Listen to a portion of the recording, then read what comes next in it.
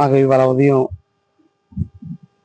నాగాలంక మండలం తలగడ దీవి నుంచి గణపతి వెళ్ళే దారిలో పెట్రోల్ బంక్స్ యువతల సమీపంలో రైడింగ్ షెడ్ లో ప్రభుత్వ బియ్యం పీడిఎస్ రైస్ నిల్వ ఉంచినట్టుగా మాకు సమాచారం వచ్చింది.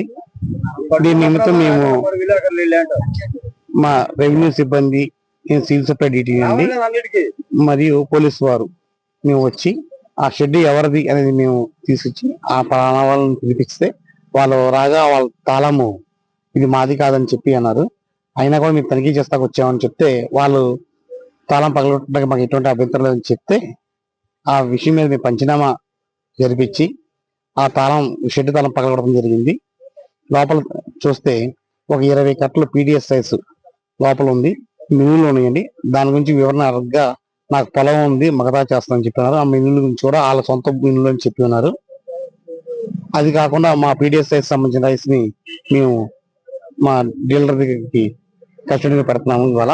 నెక్స్ట్ ఆ రైస్ వాళ్ళ షెడ్ లో ఉంది కాబట్టి వాళ్ళ రైస్ మేము భావిస్తూ మేము 6 కేసు నమోదు చేస్తామని చెప్పి తెలియపరుస్తున్నాను.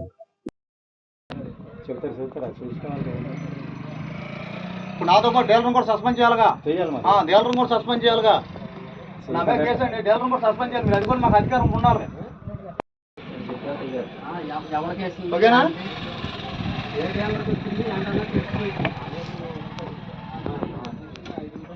ఈ బ్యాగ్స్